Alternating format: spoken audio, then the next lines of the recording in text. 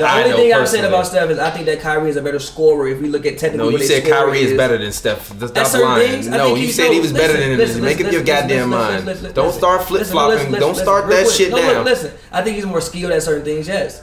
I do. I think dribbling, that's it. No. I think, dribbling and that's it. No, scoring, I think he's a little bit of a better defender. I think he's a better passer now. But what... Who you seen Kyrie lock down? Listen. But what helps his passing is the fact that he dribbles better. So... he can make those like one hand cross court passes from this or like. Man, why are you angles. Like you act like Steph Curry can't pass the fucking ball? I didn't say he couldn't pass the ball. I just think Kyrie is really good. Disrespectful as fuck to that man. You acting like serious. I just think Kyrie is really good. Steph used to throw those left-handed hook passes across the court on the money for a right-hand corner three. I think Steph has gotten to the point now where he's just refined his game. It's ruthlessly efficient.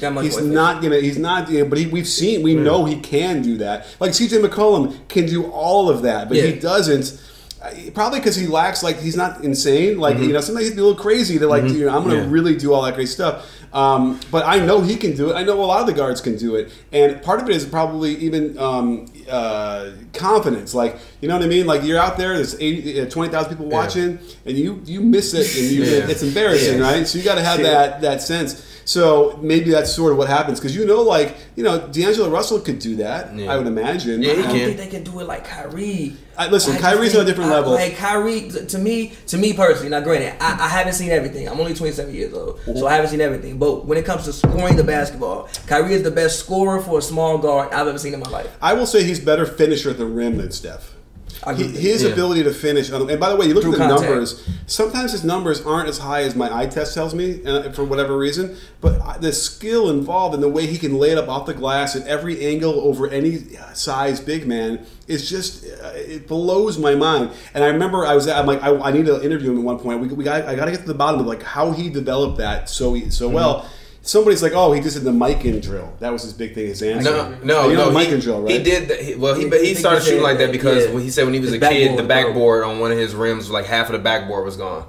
So when he wanted to make layups off the backboard, he had to hit off specific spots in order for it to go into the basket. So as a kid, like growing up with a broken basketball rim, he just would throw it up and land it off of certain stuff, and that's how he got good at doing that. That makes a lot more sense because the mic-in drill, if we all know, it's like step, hook, step, hook, step, hook under the basket, and you can do it as a reverse too. But like that ain't doing it. Like that's not. Kyrie would send George Michael to the hospital with broken ankles. Because like he's doing something else to practice the full speed double pump, you know, all that stuff going. That's such a stationary drill he does, and there's no way that informed him on how to make the other ones. So, but I'll give him that as far as you're talking about Steph and Kyrie. But I mean, they're both. It's just sickening how good those guys are. No, they are.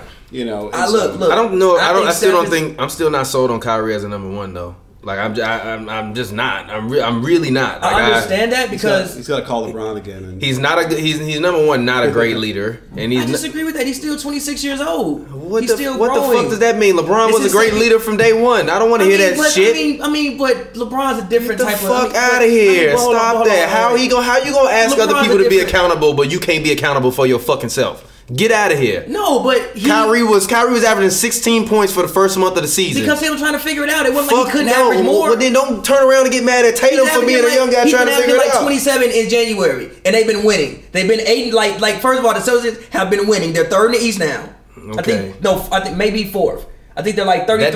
That don't make you a good leader just because you win. He's getting better. It's a process. It's his second year having his own team. It's a process. I was actually reading an article this morning on ESPN where basically they just kind of broke down like how 80s trade scenario kind of shifted all of these things around in the league in terms of GMs.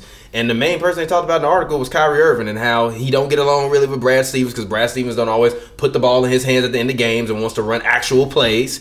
And he's called out Jason Tatum a couple times, Terry Rozier a couple times, called out Gordon Hayward. Like, that's not good leadership. Doing it in the media is not good leadership. I don't give a fuck what anybody says. Well, I don't see Steph Curry. I don't even think I've ever seen him call anybody out on his team. I mean, yes, but hold on, wait. You've seen LeBron do it. I have seen LeBron do it, but I've said many a times that I thought when LeBron did stuff like that, it was bad leadership. Even last year with the whole Tristan Thompson thing, one of the first episodes we had of the season was me saying that I thought LeBron was starting to act like a bad leader on that team because of what he was doing, even in the Tristan Thompson situation. But also, I'll say this: Steph's situation is a little bit different than Kyrie's. Let me talk. You get traded somewhere.